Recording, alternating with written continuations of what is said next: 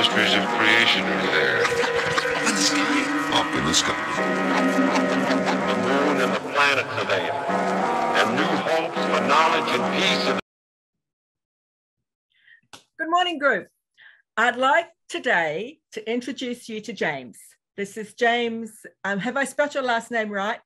Moran, is that right? Moran. Yes, Moran, yeah. He is an archetypal astrologer living in DC, the USA. He's a writer. He does nonfiction, fiction, poetry, plays. He does a whole lot of things. You must have a strong Mercury in your chart.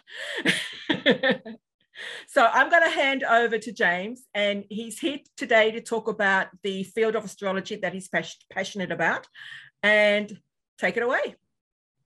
Yeah, great. So I'm an archetypal astrologer, and I can kind of explore whatever angle you'd like. Shall I talk about how I got into it, or what? Yeah, no, excellent. Yeah. You know, the journey to becoming an astrologer is usually quite an interesting one.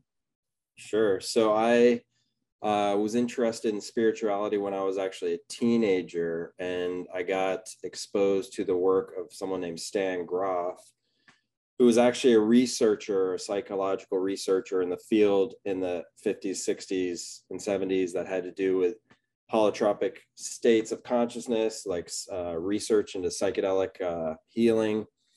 And I was very much interested in that. And I actually went and I studied with him on the East Coast. I went to college on the West Coast of the United States to study with him. And when I was on the West Coast, I did a study abroad in India. And I got very, very much interested in yoga, meditation. I kind of forgot about the whole psychedelic assisted therapy thing and just focused on that. And then when I was in my early 30s, a childhood friend of mine was like, "Oh, you should check out astrology." And I was like, I never thought I would be into astrology, but he was a friend, so I decided to check it out. And I picked up a book by Richard Tarnas called Cosmos and Psyche. And I read it. I read that book. Yeah. And I got completely turned on. You know, I got like, it actually felt like the symbolic language of astrology was familiar to me. It felt like a kind of a coming home. And then I discovered that Richard Tarnas was a protege of Stan Grof, the psychedelic assisted researcher. And I ended up studying with both of them in California. And I discovered that archetypal astrology, the genesis of archetypal astrology, was that the researchers exploring psychedelic assisted therapy with study participants were looking for a tool that could help them anticipate the type of material that would come up from the subconscious mind in kind of these depth healing sessions with holotropic states, which was basically like psychedelic assisted healing states. And somebody suggested astrology, and they were kind of hesitant at first, but they checked it out, and that ended up being the tool, and more so than any Western psychological tool, to help them anticipate the material. Not only that, it could help them kind of reflect back on the whole life of the individual by looking at the birth charts to help understand how that material fit in the larger arc of symbolism and meaning and themes of that person's life. And they really discovered that they had kind of a map of the psyche of the human being, the human psyche. And that was the genesis of archetypal astrology. And that was just so fascinating to me. I became an archetypal astrologer, and I dedicated my life to it. I get that. And that's exactly what your birth astrology chart is. It is a map. It's exactly that. Like, I often call it your GPS, guidance system. And totally. you have you, the person, is behind the wheel directing where to go. Yeah, it's like, it has a kind of a very practical application to us, because it's kind of the cheat sheet. It's the map, it's the GPS that can help us understand, like, for instance, transits helps us understand where we're at right now. Yes. It's like when you're in GPS, you're in a car, and it's like, you're in a neighborhood. How did I get here? How do I navigate through it? And it helps you with that. And then in a larger sense, it's like, it's kind of showing us that the outer space, we're looking at where the planets were when you were born, and that's the outer space is reflective of the inner space. So it kind of has a larger implication too, that there's a kind of we're not just really isolated individuals in a kind of estranged individuals in a kind of like a material universe that is devoid of meaning, that external space and the inner space reflect each other. Not only that, there's a kind of a benevolent backdrop to the universe in the sense that it's given us a cheat sheet. You know, it gave us something to look into ourselves and to help us, help us guide ourselves.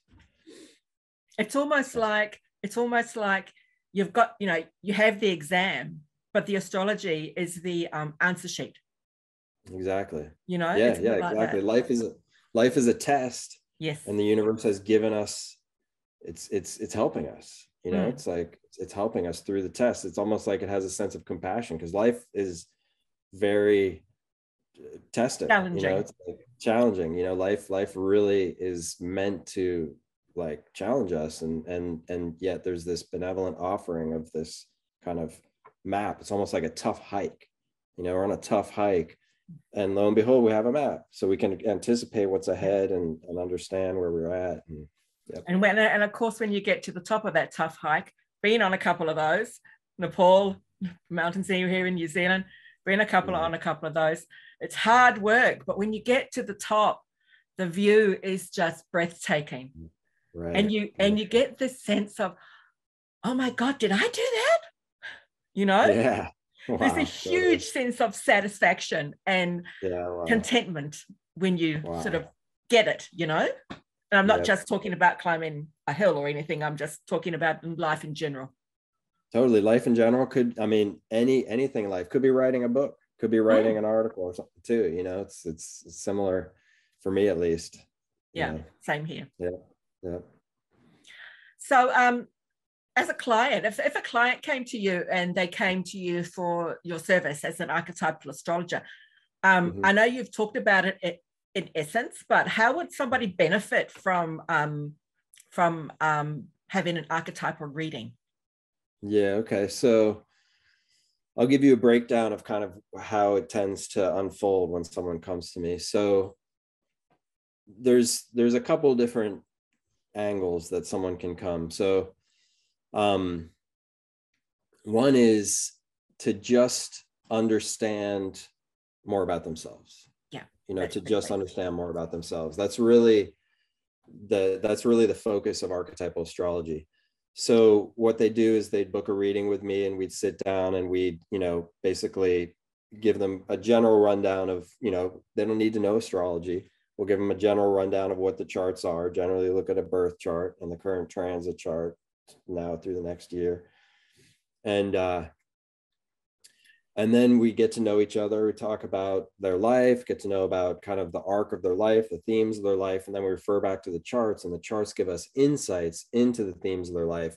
And that's very helpful in a couple of ways, number of ways. One is, you know, we all tend to kind of have like patterns that we move in, and kind of like ways that we repeat patterns in life that we might want to change, might want to release, might want to get out of, step above, something like that. And so the insight from the charts helps us understand, like, what are the dynamics underlying, like, you know, like the dynamics in my psyche, in my kind of depth of my own spiritual unfolding that are underlying this. What is it trying to tell me? Why is it happening? What is it trying to tell me? And that insight is actually very freeing. So there's that. There's also the transits helps us understand, like, when we look at those patterns, we look at the birth chart. The birth chart is looking at the whole life. Transits is looking at a window of time. Usually people are interested in looking at now through the next year.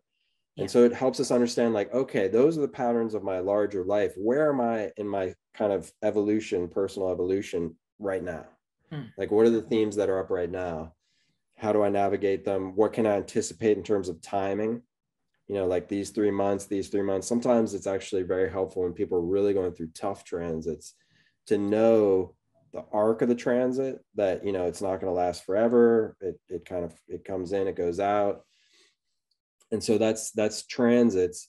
So generally speaking, that's one type of client coming towards me, is like, just want to have a session to really understand more about the dynamics of their life and get some insight.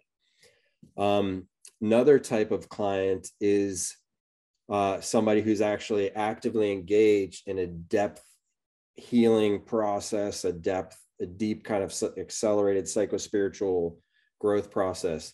That could be with psychedelic assisted healing or something like it, breath work, depth psychotherapy, vision quest, pilgrimage. There's all different types of modalities of kind of engaging in a kind of intensive period of psychospiritual growth. And the charts of archetypal astrology, or at least the practice of archetypal astrology, is almost cater-made for that, because the genesis of archetypal astrology is that Richard Tarnas, Stan Grof, they came up with it when they were looking at people that were going through psychedelic assisted healing. So they're using the charts specifically to help the researchers understand the dynamics, and then to help participants to also understand their own dynamics. So it's specifically kind of catered towards that. So if somebody was to come to me, like kind of trying to find out something that wasn't really in line with that, like it wasn't really having to do with self-awareness or kind of going into a period of psychospiritual evolution, you know, like more like how many kids am I going to have? When am I going to get the new job or something like that? It's not, you know, it's archetypal astrology is not the best school of astrology for that. You know, there's others, there's a panoply. Yeah, there's so many different kind of exactly tradition schools of astrology. Yeah, exactly. So archetypal astrology kind of has a specific function and focus, and one of the trademarks of it is that when Richard Tarnas was using the charts to help anticipate this healing process or to help people reflect and understand what they went through, he had such a specific goal in mind. He had to figure out which aspects of the chart, birth chart, transit chart, actually go quickest to that insight. And he found the positions of the celestial bodies, the planets, and their angular relationships to each other. So that's called planets and alignments or aspects. Yep. So that's the focus of archetypal astrology. As we know in astrology, there's houses, there's signs. That's a part of archetypal astrology, but the main focus at the fore, kind of the priority, is really the planets, which each one has an archetypal symbolism, and then the alignments that combine those symbolisms. So that's so basically, it's how the planets talk to each other. Yeah, it's how how the planetary archetypes kind of reconcile their symbolism, and so it becomes. It's a little bit of a pared down approach to astrology, because astrology is so vast, and you might have different schools that place the houses in different places or place the signs in different places, but you're always going to have the planets in the same place. The position of planets in the sky when you're born, it's not going to change. Exactly. Angular alignments between them, it's not going to change. More or less, the symbolism and the understanding of the symbolism of them is not really going to change between schools. So that's the backbone right there, archetypal astrology. What do you love most about the practice of archetypal astrology? Wow, that's a great question. I love many things, and I'll tell you what I love most. So there's a lot of things I love. Like, for instance, I love that I can really help people. It's kind of really cool to see the aha moments of, you know, when people kind of just really get what is going on and beneath the surface in themselves, or even in the world. There's something called world transits. You can look at world transits, and that helps us understand the dynamics in the world and the headlines and the news. And people really click. They're like, wow, I kind of get it. So it's helping people. So that's great. And I love that. And I love it's so fascinating to me that we can see into the psyche. You know, we can see into in an individual's reality. You know, you can kind of see into the world and how they see the world. With psychedelic assisted healing, you know, powerful things come up, and when those things reaffirm the insights of astrology, that's also fascinating. I think probably the most exciting thing for me is that the planetary archetypes, you know, in the ancient days they called them gods and goddesses.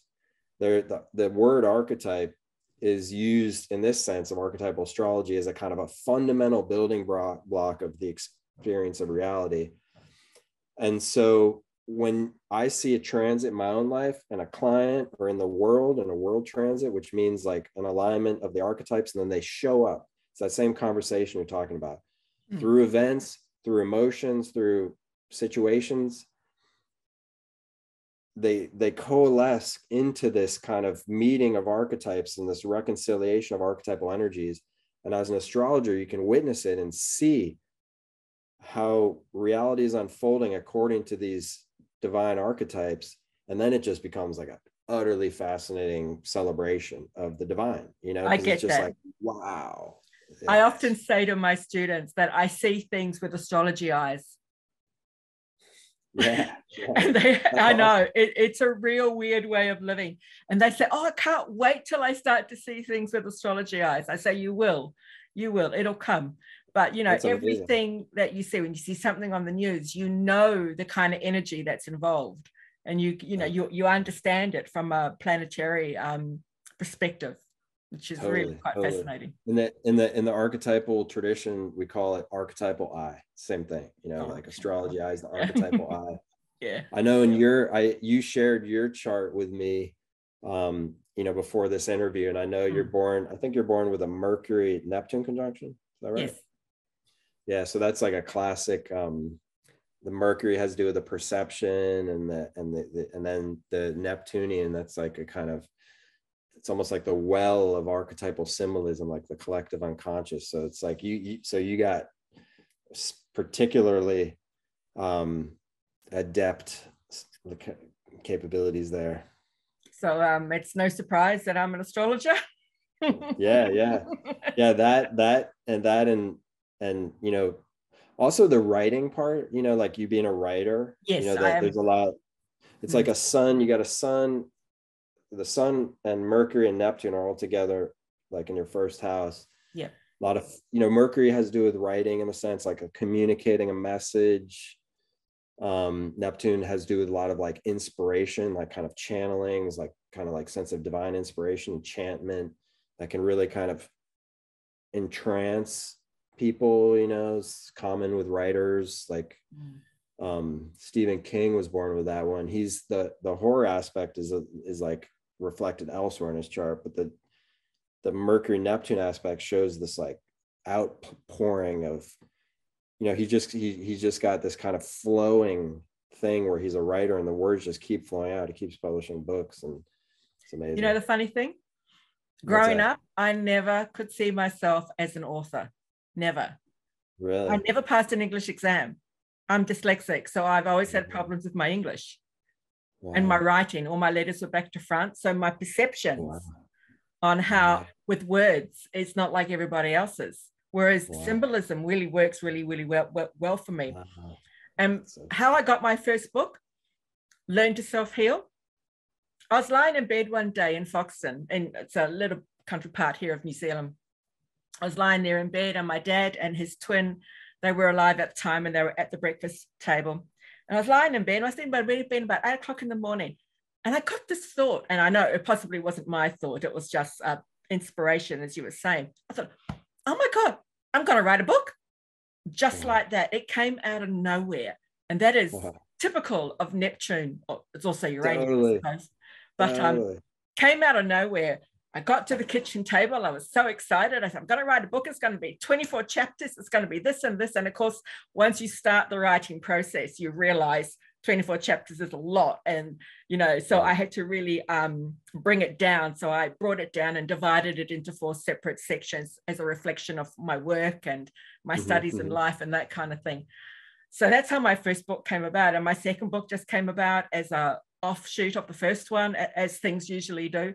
But it wasn't actually, they weren't planned. Yeah, wow. They just went, woof. I thought, oh, totally Neptunian. And off I went. You know? Yeah, that's cool. And I think you have, I think you have Uranus square sun too. I do. Like Uranus in that tense alignment with the sun, which is also kind of spontaneous, you know, energy. Yeah, a little bit.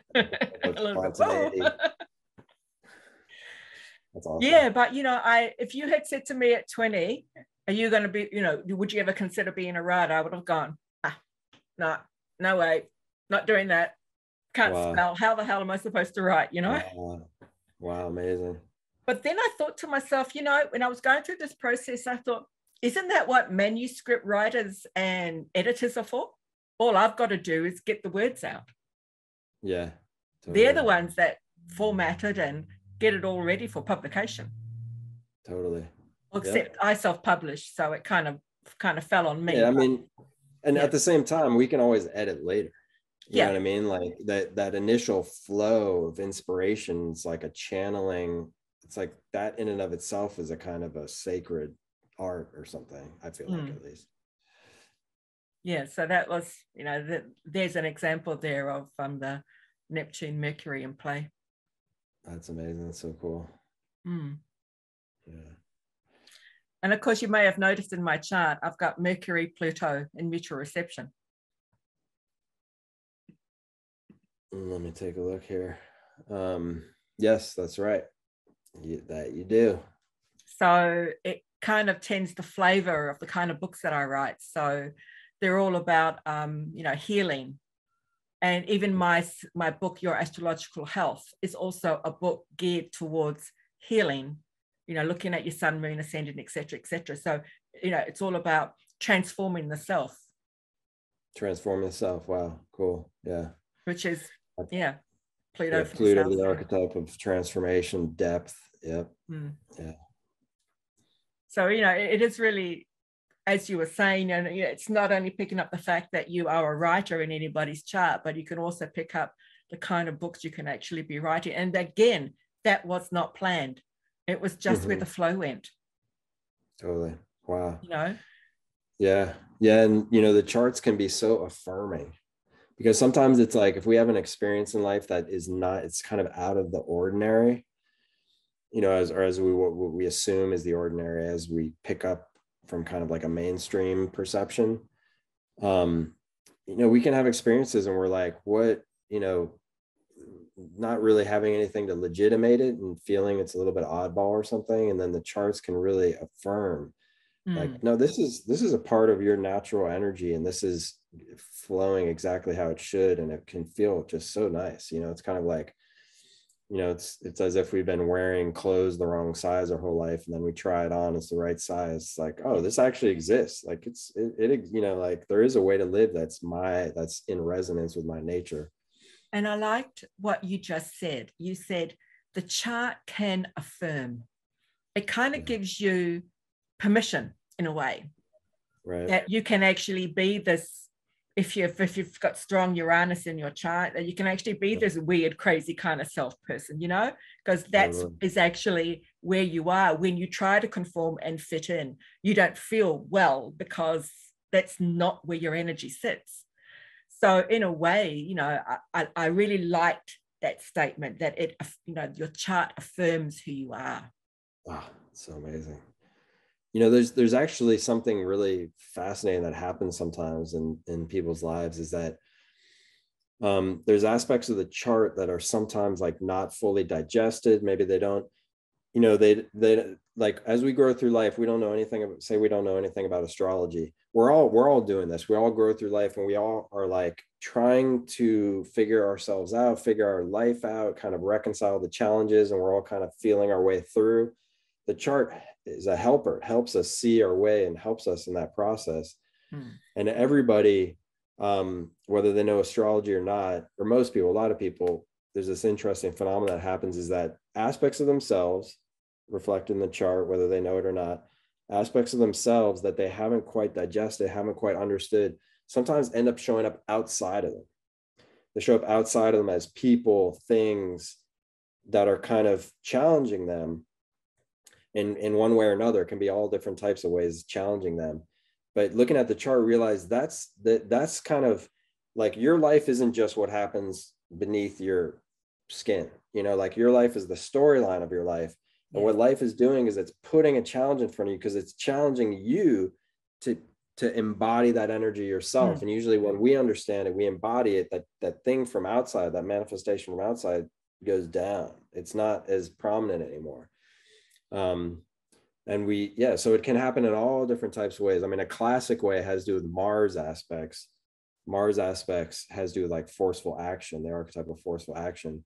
And oftentimes the extent that we don't own our own Mars on the positive end of the spectrum has to do with bravery, assertiveness, in the sense that to the extent that we don't own our own, these challenges keep popping up outside, people challenging us, things challenging us, like to stand up for ourselves. And Exactly. it's like, I mean, Exactly. It's the content of so many movies, you know, kind of a classical story of somebody who's kind of, you know, like wilting or something, and they keep getting these challenges. And by the end, they finally stand up and they say, no more. That's like the integration. Along the same vein of that, I see a lot of Mars retrograde or Mars in not what I call a planet that's not in good condition. Right. I see a lot of that in people that have gone through abuse, especially battered women. I've had a few charts like that. And the Mars is always, you know, in a difficult connection with other planets or not in a good condition itself. And of course, you know, when you are in an abuse relationship, any kind of abuse relationship, abuse is not okay. It is about you taking back your power and standing up and taking action around it, which is all what Mars is about. Totally. Yeah. Yeah. Amen. That's amen right. To that. So James, I love the work that you do, and thank you for agreeing to be interviewed today. Tell me, how can people contact you? They can go to my website, which is my name, www.jamesmoran.org. My last name is Moran. I can go there. You can go to the Archetypal News Network channel on YouTube. That's one that my colleagues, Archetypal Astrologers, myself set up. A lot of cool updates about planet, you know, what the planet's going through right now and with transits. So you can go there. You can find me on Facebook, James Moran Astrologer, Instagram, Astrology James. But yeah, the website, you can go there and you can book a reading. You can check out book a reading. I have a collection of my published writings there as well. So it's all there. Isn't it great doing what you love to do? It is. Yes. Amen again. It's such a blessing. Actually, I heard that for the first time when I was a lot younger. I used to watch Oprah Winfrey, and she's got a strong Gemini focus in her chart. And she said, and one of the things she said resonated with me. She said, you work most of your life, so you might as well do something that you love to do. Wake up in the morning knowing that you're going to love going to your job rather than just having to go because life dictates you need to get the kids through school or pay the mortgage. I know. Work at your passion and make it your own. That's a great quote. Oh, yes, exactly. It's true, because you're going to spend so much energy. I mean, that's part of our existence. That's like the Saturnian archetype principle. We all have to play a role. We all have to have some responsibility. We all have to have a job and labor and toil. So you might as well, you might as well enjoy it.